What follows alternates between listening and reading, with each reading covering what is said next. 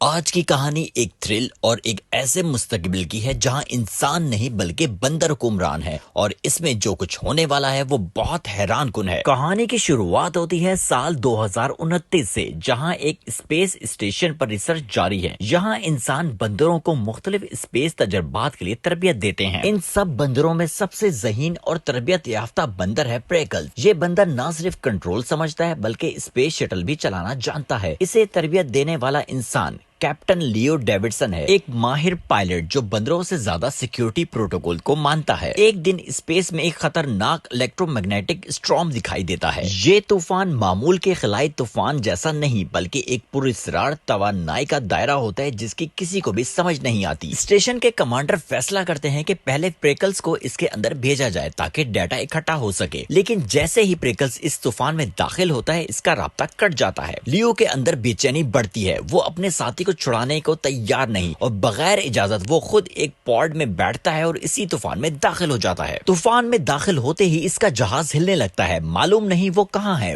وقت رک چکا ہے، آوازیں گڑمٹ ہو چکی ہیں، سامنے صرف روشنی ہے۔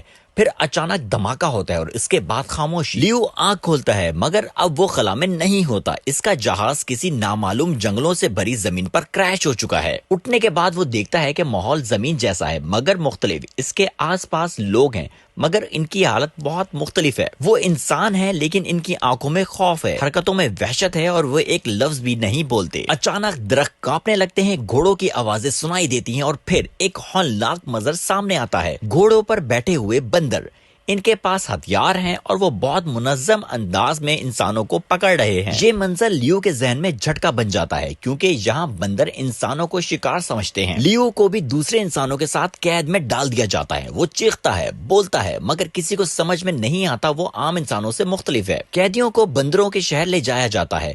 یہ شہر حیران کن ہے، یہاں عمارتیں ہیں، مارکیٹیں ہیں، فوج ہے، عدالتیں ہیں، لیکن سب کچھ بندروں کا ہے۔ یہاں 3 طرح کے بندر نظر آتے ہیں، گوریلا جو کہ فوجی اور محافظ ہیں، چمپینزی جو کہ سیاستدان اور لیڈر ہیں، اور یوکاڈان جو کہ علم اور تحقیق کے ماہر ہیں۔ اور یہاں پر انسان صرف پالتو جانور تصور کیے جاتے ہیں۔ یہاں لیو کی ملاقات ہوتی ہے کچھ اہم کرداروں سے۔ ایری، ایک ذہین اور رحم دل بندری جو سمجھتی ہے کہ انسان غلام نہیں بلکہ حساس مخلوق ہیں، وہ انسانوں کے حقوق کے لیے آواز اٹھاتی رہتی ہے۔ اس کے مقابل ہے جنرل تھیڈ جو کہ ایک ظالم ہے۔ یہ ایک ظالم جنگجو گوریلا جو انسانوں سے شدید نفرت کرتا ہے۔ وہ سمجھتا ہے کہ انسان دھوکے باز ہیں اور دنیا پر حکومت کا حق صرف بندروں کے پاس ہے۔ ایری جب لیو کو بولتے دیکھتی ہے وہ حیران رہ جاتی ہے۔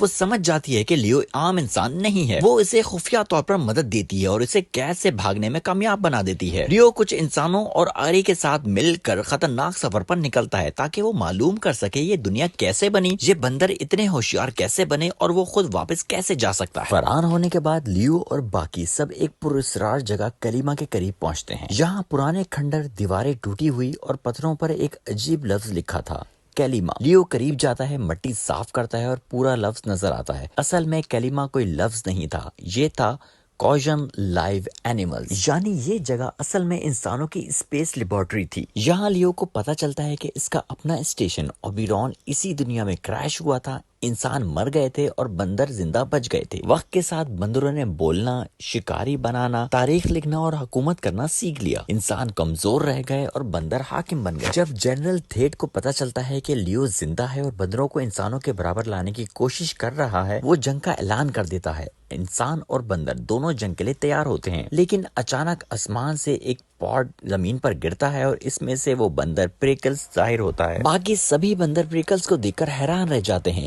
اسے وہ ایک نشانی سمجھتے ہیں، ایک ثبوت کہ ان کا ماضی انسانوں سے جڑا ہوا ہے۔ بندر اور انسان دونوں ہی رک جاتے ہیں۔ یہ وہ لمحہ تھا جب جنگ رک سکتی تھی، لیکن جنرل تھیڈ پاگل ہو چکا تھا۔ وہ حقیقت قبول نہیں کرتا اور لڑائی جاری رکھتا ہے۔ آخرکار لیو اسے شکست دیتا ہے اور اسے قید کر دیتا ہے۔ اب لیو سب کو الوداع کہتا ہے اور پریکلز کے پوڈ میں بیٹھتا ہے تاکہ وہ واپس اپنے وقت میں جا سکے۔ وہ دوبارہ اسی توانائی کے طوفان میں داخل ہوتا ہے، لیکن جب لیو زمین پر واپس پہنچتا ہے اسے سکون ملتا ہے، لیکن लेकिन जैसे जैसे वो शहर में आगे बढ़ता है कुछ अजीब नजर आता है। लोग नहीं, पुलिस वाले बंदर होते हैं। और सबसे बड़ा झटका जब वो लिंकन मेमोरियल देखता है, वो सदर लिंकन का मुजस्मा नहीं बल्कि जनरल थेट का मुजस्मा होता है। ड्यू इसे देख के बहुत परेशान होता है और इतने में एक बंदरों की एक फौज उसे कैद करने आ जाती है। सो गाइस, ये थी आज की स्टोरी। आपको वीडियो पसंद आई तो लाइक कीजिएगा, हमारे चैनल को सब्सक्राइब कर लें और इसको शेयर करना बिल्कुल नहीं भूलिएगा।